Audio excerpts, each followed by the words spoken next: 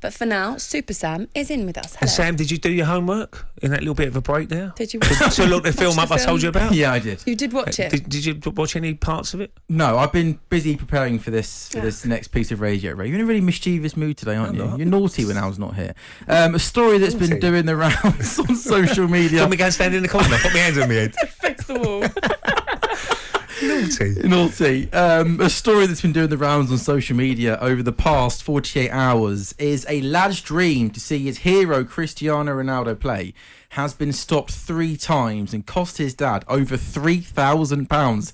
The determined pair have endured a hat-trick of heartache in their bid to see Ronaldo. Each time that Chris Broome splashed out for himself and his son Zach, who's just 12, to go and see the Portuguese star, he has either been injured or benched. Can you believe it? Now, talkSPORT yesterday caught up with Chris and he told us all.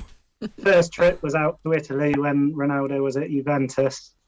I went to purchase the tickets, and I was lucky enough to pick up the tickets for the trip that we were going to be on for the weekend just after his 10th birthday. So the 12th birthday, I went for the big one and went for the Manchester derby for the hospitality tickets.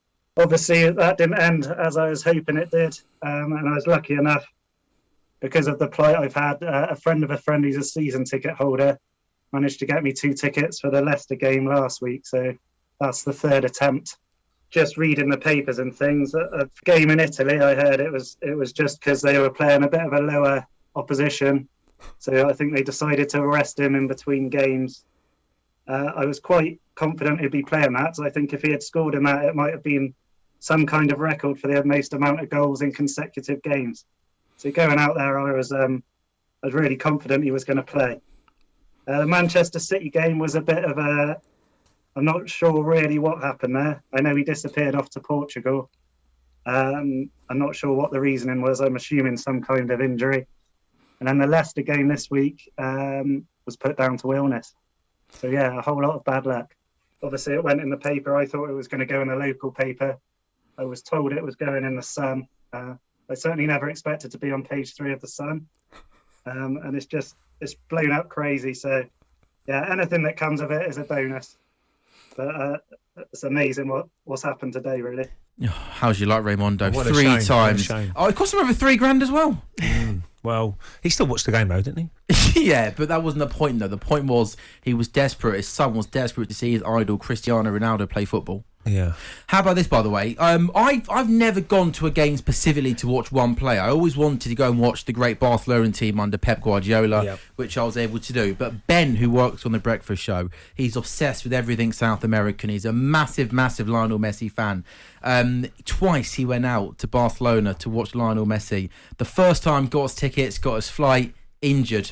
Lionel Messi didn't play. Ben. And then the second time, how about this? There was the Catalonia independent strike, and therefore the game had to be played behind closed doors. He wasn't allowed in. Messi played. Messi scored. He had to watch it in a bar. He's had a Western suit. But I should say, thankfully, the 3rd time he went out to Barcelona to the new camp, he got to watch Lionel Messi play, and it was in a Classico as well. It was in a Classico. Yes, should have got Ben in here. Really, you should do this section, not me. But unbelievable. Ray, growing up as a kid, who was the one player you idolised, wanted to go and watch play? Well, we was brought up around the West Ham area, Treble-Leaf, so we used to go and watch their training sometimes, try and wait for their autographs. But my idol growing up was Brian Robson. Yeah, he was the complete midfielder, box to box, tackle, captain, passer, score goals, everything you need for a complete midfielder.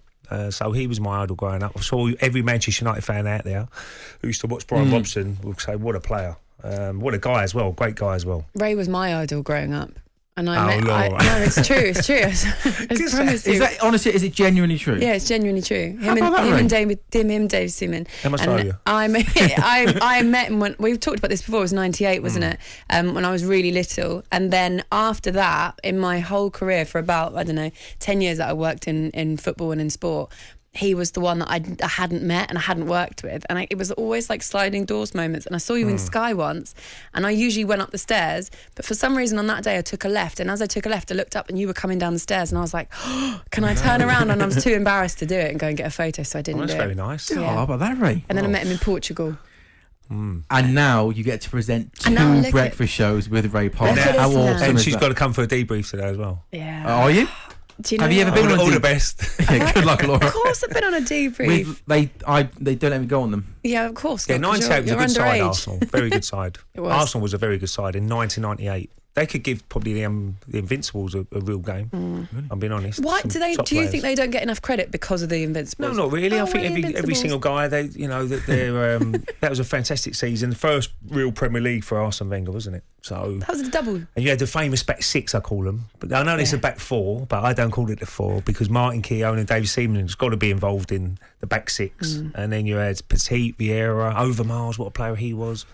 Ian Wright was still there. Dennis Bergkamp, Nicholas Anelka when he burst on the scene. Anelka. Had pace. Lasog. I've never seen someone so fast. Nicholas Anelka, and he could finish as well.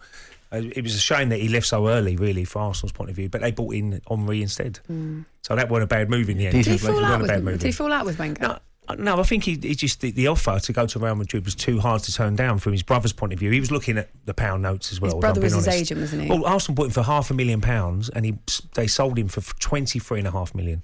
So it's a good little bit of profit for Arsenal's point of view as well.